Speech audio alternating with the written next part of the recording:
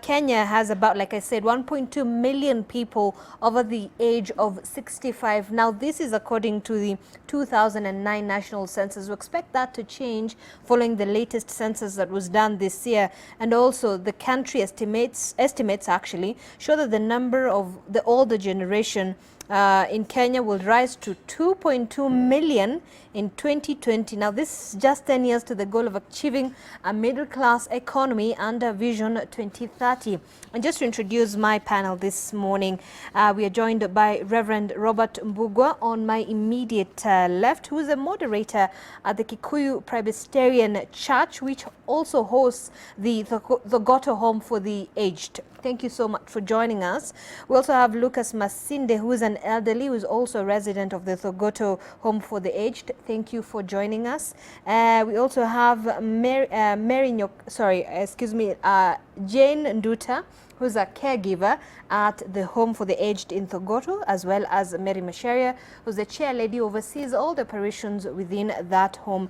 Thank you so much, ladies and gentlemen, for joining us this morning. And of course, we have quite a dynamic demographic in the country. We have the young people, we have the middle-aged, and then we also have now the senior citizens. And there are quite a number of challenges that the senior citizens are facing in the country, from healthcare, from welfare as well, social welfare, even in terms of their families as well. So maybe I'll even start with you, Lucas. Maybe utueleze tu, wewe uko na miaka mingapi sasa? 75.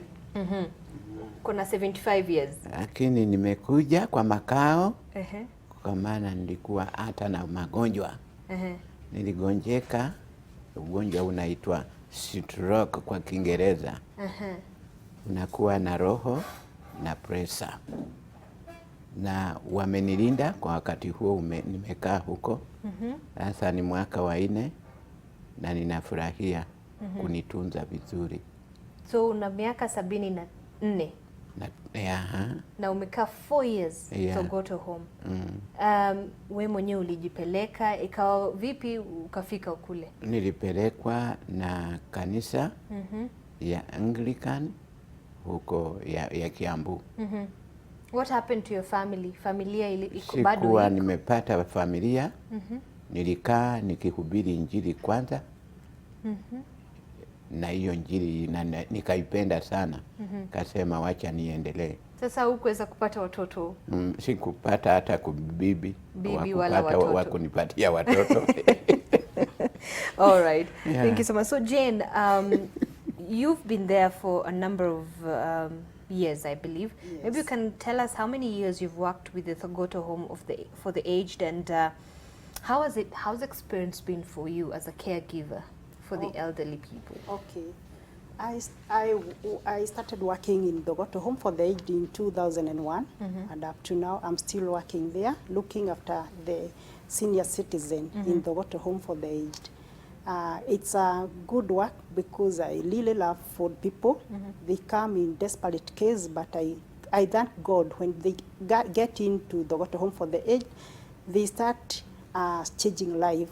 They start getting better than they were, and I feel better. Yes. Oh, and how many elderly people do you host within the home? Right now we have 40, and we have a capacity of 60. But because of FAD, we only have 40 old people. Yes, both men and women. Yes. And why do you think it is so critical to take care of the elderly people in our society? As our country now is growing economically, socially, and politically, and people are getting educated, missing time for their parent. They are very busy. Some go to reside outside the country and they leave their parent to suffer. And also urbanization, coming from rural to urban, leaving their parent alone, and they get to suffer. They don't have somebody to take care of them. Yes, and that's how the community identify the needy case and they bring them to the home. Yes. Reverend Robert, you tell us, I mean, you're part of the committee that also oversees the operations within the Thogoto Home for the Aged. I mean, what are some of the challenges these elderly people people who actually come to seek assistance from you go through? Thank you so much. Some of the challenges they undergo is that one of it is that they are insecure in their homes. So they have no people who take care of them, and especially because of age. The other thing is that financially they are not very stable. So they are not able to manage themselves. They also are not able to work. So as they come, they are desperate. Some of them are in no health. Some of them have no people who love them. They have no people who are concerned about them. There are no people who take care of their clothes or take care of their daily needs. Even the simple things like maybe having water. So as they come, this is one of the biggest challenges that we find. So it is the responsibility of the home to see that the aged are taken care of, they are fed, they are clothed, and more so their security. In the beginning, the chair said that it's our responsibility to see that they don't get out of the gate, because some of them, they are married and they have come to that status, they don't know themselves. So those are some of the challenges. Yeah. All right. And Mary, you oversee actually the direct supervision of the house and the home. And of course, there are a number of challenges that we've talked about, and we've even seen in the report that you can only accommodate a certain number of people, but the demand is there, and a lot of old people want and wish to be there. Do you think probably the younger generation has abdicated its role in terms of taking care of the older people? Like we'll take Lucas for example. Okay, he says he doesn't have a wife, doesn't have children, but he would have probably an extended family, but there isn't much of an intimacy, a social interaction there, so they end up looking for a home where they would feel loved. Yeah, I think the young generation is finding it about that to take care of an old woman or old man because they are very busy. You know, these days people work, most of them are business people. You are told you employ yourself. So when you employ yourself, you cannot take care of anybody else at home. So this old generation is getting it hard. Then it is also becoming a bit hard because of the digital era. No, they used to have the analog era. Now this one is the digital. They get it hard. If somebody is told to look after an old man or old woman, even if it's an employment, they can't. But look at it this way. Yes. Someone would argue and say, when you were young, I took care of you. I was going to work and I was earning, and I dedicated my life to raising you. Yes. Why is it that now you have employment, why can you not juggle that and balance out where you can continue with your work and still take care of your old people? I'm not sure why they are finding it a bother to look the old parent. Though the parent had struggled, educated them, but they see as if it's a bother to look after them. Is this something that you see mostly happening with the elderly that you are housing at the home? Most of them say so. They say there are some with children, there are some without. But most of them, those with children, most of them are abroad. Others, they are in Nairobi. Others, they are far from the home. So the old person is left at home alone. Yes. Lucas, you have your peers there within the home, and you have conversations, and you sit down and you have tea. Mnakunywa hapo chai, mnapiga story, nini.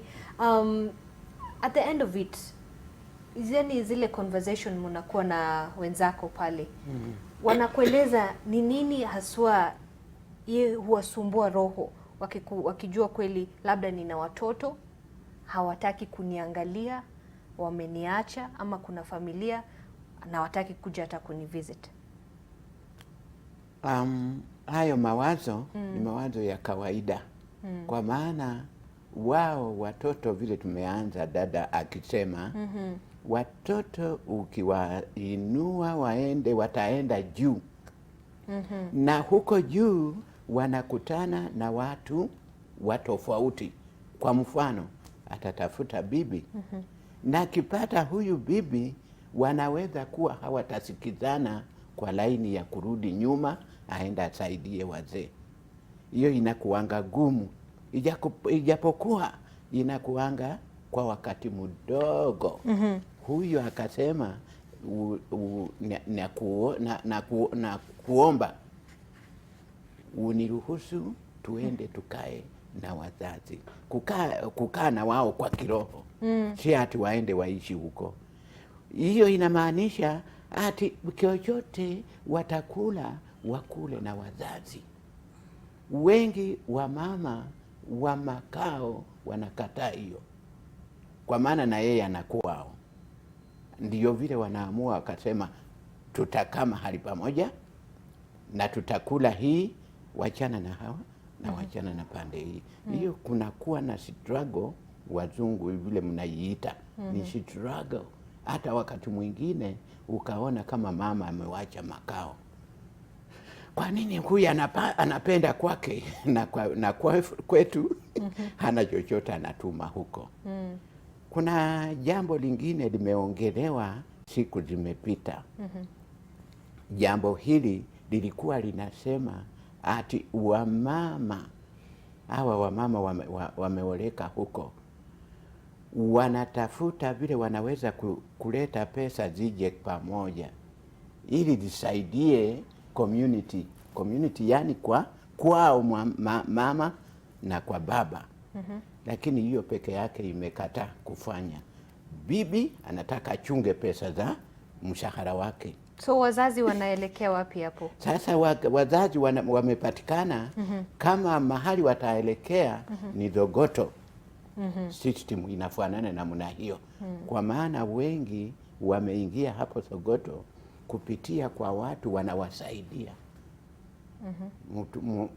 Mwenzangu kwa hao umeniuliza, alikuwa ananiambia hangekuwa Mkristo wa kanisa nilikuwa nikisoma kunisaidia, kunipatia hiyo basari ninatumia, na hata kunipatia gari ya kunisafirisha kunileta Thogoto, nadhani sijui ningekuwa namna gani. Na mtu huyo tayari ana watoto amesomesa kama zaidi ya 5 na hawamwangalii. So this is quite a struggle. I mean, Reverend Robert, we've seen this, and usually in an ideal African culture, it would be a taboo to say, you know what, I'm going to take my father, I'm going to take my mother to a home to be taken care of by, strangers. Ideally, that was it. But this is changing. Would we just attribute this to urbanization and westernization? For me, I would see it the issues of urbanization. One of the greatest challenges is that in the traditional settings, it was a communal. It was a communal event, and therefore the responsibility of parents was not a one person's responsibility. And remember that you used to stay together, wake up together, sleep in the homestead together. But this issue of having the urbanization, you can't be able to have your parent and you have just one room and your wife in town. So, and of course, they have their respect. So the issue of urbanization, the issue of westernization, and I think the issue of maybe lack of values. We are losing somehow our values. I think this is the main thing, that what are our priorities today. I'm so much engaged in what I'll be able to get over the day, but not remembering that I need my family, and my family is not me alone and my wife. It is me and my father and my mother and even my grandmother and even my grandfather. So is that we need to go back to holding our own values, not getting to the westernization, not getting to just having values because I have food on my table for myself. I don't mind about the rest. it is that we need to go back to the responsibility. And as the Word of God says, that respect and give respect to your parents, and your days will be added. This is biblical. In religion it is. We have a responsibility to take care of those that are in need. In Proverbs chapter 3 says we should not stop giving and offering goodness and what is best to those that are in need. And the aged have needs. And especially these are the people that have great needs, finances. They need care, they need love. So we need to give a lot of love to them. All right, and there are quite a number of challenges Yes. that they are facing from Yes. the healthcare system as well, which we'll come to.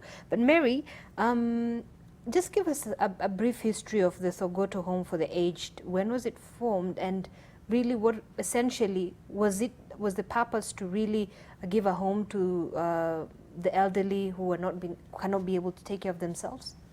Okay, the PCA, the Thogoto Home for the Aged, was started back in 1967 after the World War, the Second World War. Most of the people who had gone to fight came and fight, their blood is taken, their spouses are not available, and they had nowhere to stay. And so, as they were going around borrowing food, the group of Women's Guild so it's necessary to give those people some food to eat. So they were coming for lunch and then going back to where they were sleeping. But as they grow older, they were not able to travel all that way to go and feed. And back in 1981, these ladies decided to have a dormitory and accommodate these people because now they are not able to travel and come and get lunch. So they started sleeping in the home, which that time had 10 people, 10 old people who were being fed, given somewhere to sleep, and taken care of by these ladies. These ladies were just alternating the ones who are to come and cook and feed the old people. And the home continued to grow. Many people saw it is a very important and good thing, and they thought of helping the home. And now the home, there was this called the Helpage group which came, and they started now helping them and to build somewhere good. And the home, starting with 10 old people, now you hear we have 40. So it's continuing, and the Presbyterian Church, the Kikuyu Presbytery, supported the idea very much. And now the idea still continues, and the Women Guild of Kikuyu Presbytery, who are not very many, they are about 1,500, they continue helping the old people and the home. In that group, they choose somebody who is to look, or they offer to look the care of these old people. And that is how I was chosen to be the chair lady, of which we go about 3 years, then we change again. All right. Yeah. And from your interaction, of course, from what you've seen and the trends over the years in terms of the people that you bring in, the elderly men and women that you bring into the home, what are some of the reasons why most of these people want to join? Most of them, they want to join the home because of hunger, they get fed well. Accommodation, they get somewhere to sleep, and a good bed anyway. They get a good bed. They also come because of security. When they are outside there, they are very insecure. Some come because they have like illnesses, like the way Mr. Mashide had told us, not very serious illnesses, but the ones we can manage with care and food. Yes. And Jane, as a caregiver, you do take care of all the 40 elderly men and women? Yes, but I don't work alone. Yes. The Women's Guild have managed to employ 8 workers. We have a security guard, we have 3 cooks, All right. and we have 3 ladies who work in the laundry, who wash their clothes. And all of us, and my social worker top manager, I take care of learning of the welfare of day-to-day learning of the home. And why do you think we should put a special focus on the elderly in the country? And do you think that already is happening? And if not, what more can be done? There is a lot to be done about the old people. They have their right. They have a right to live, to eat well, and to be taken care of. As the Water Home for the Aged, as one of the institutions looking after the old people, I would urge the government whether to expand. We have enough land for expansion where we can have more dormitories, and some of them come as a rescue place. Like we have a case from Kigumo, although I will not say the name. The lady was mentally retarded, and she had 5 kids. And when all of them were taken to children's home, herself, she's not all that old, but she's almost 60 years old. And when they were taken to children's home, herself, she was left alone. And the husband died long time ago. The community from Kigumo are coming in and doing an abuse, raping abuse. So the community there decided as Good Samaritan to rescue the person away from home and bring her to the Water Home for the Aged. And now she's happily there. And others, they have lost their memory. Mostly the ladies, they have dementia, they forget everything, they don't remember, even they don't remember their kids. And even if they go outside the gate, they can get lost. We have categories, and most of the categories, those who have lost memory, it's one category. Those who were not fortunate to have their immediate family, there are so many. For 8 days, they were not fortunate to have kids, and they grew old. And when they went back to their families, they were older than them, they were poorer than them, they were not ready to take care of them. And that's how they joined the place. And for men, those who were not fortunate to have immediate family, they didn't get married. And when they were young, they didn't need any assistance. But when they grew old, that's when the need arises. And when they went back to look for their close families or relatives, they were older than them, they can't take care of them, they were even poorer than them. And that's when the community identified this person is begging food, have no clothes, have no accommodation, and the community tried to bring them in the Water Home for the Aged. And when they come in, the Women's Guild are ready to accept them how they are, regardless their tribe, their faith, and their color. So we have most of the tribe represented in the Water Home for the Aged. Yes. All right. And before I come back to some of the issues that we've raised, Lucas, umefika miaka 74 na si watu wengi wanafika hapo. 74 years, that's an achievement by itself. We mwenyewe unajisikiaje healthways kimwili? Kama vile nilikuwa nimekwambia, hata kama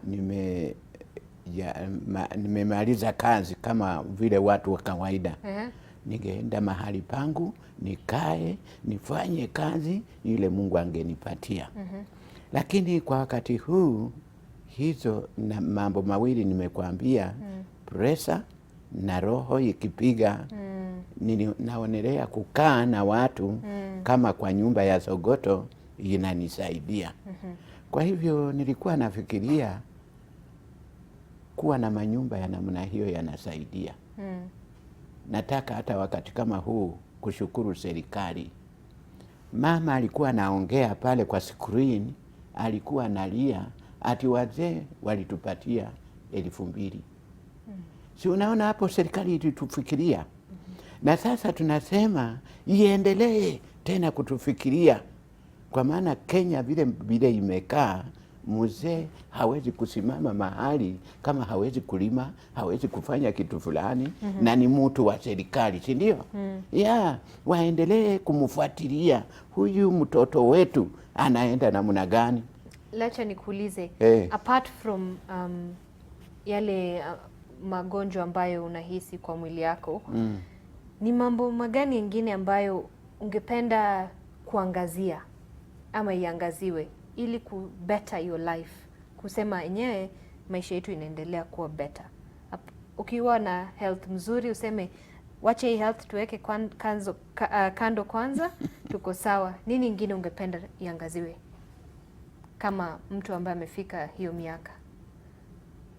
Nilikuwa na hiyo ya kunilinda. Yes. Waendelee kunilinda, kwa maana sitawaambia muniwekee hapa duka, mimi nitasimamia, siwezi. Kwa hivyo wakiangalia, ni vizuri tuendelee na hawa watoto wetu, kwa maana huko watujui ati tuko wazee, ni watu wanalinda. Na huyu mtu hawangetaka wamkute kama ameuawa. Nimesikia hapa nikaogopa. Ati security kila mahali ni kilio, watu wanalia. Vile wanawalinda kwa namna ya security, waingilie katika hali yao, waone huyu sasa Masinde akifanya hivi au tumkimfanyia hivi, si tutakuwa tumemlinda zaidi. Kwa mfano hiyo pesa kama vile pande ile haifanyi, wailete iwe kwa manyumba ya wazee. Sitaki niende nifanye biashara, hapana. Mimi niko katika hali ya kulindwa, ndio mahali natetea. Fantastic. Asante sana Mzee Lucas. Maybe before we take a short break, Reverend Robert, yes. Like we said, there are a number of issues and challenges facing the elderly and the older generation. And one of those issues is the healthcare system in the country. We already have, challenges universally and generally speaking, but specifically touching on the older people. What do you think is the biggest issue here? The biggest issue is that we don't have screening, because they all do not likely speak so much. The immediate responsibility for the government is to see that anybody over 70 has free screening, so that they are able to identify the challenges they are undergoing. So we don't have to wait when they get ill. So we need to be proactive so that we are able to hold before they get maybe to the worst.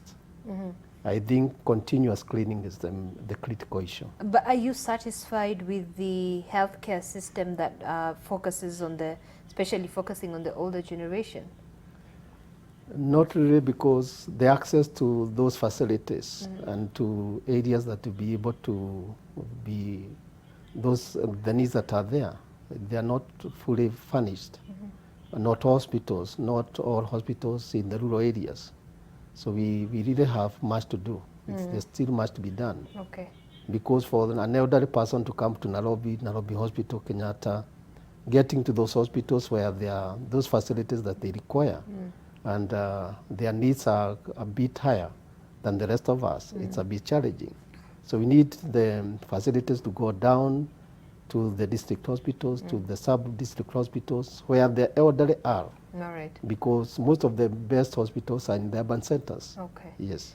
And Mzee Lucas, wewe upata shida wakati unaenda hospitali? Kuna shida ambazo ama changamoto unapitia ukienda hospitali? Zinakuanga huko.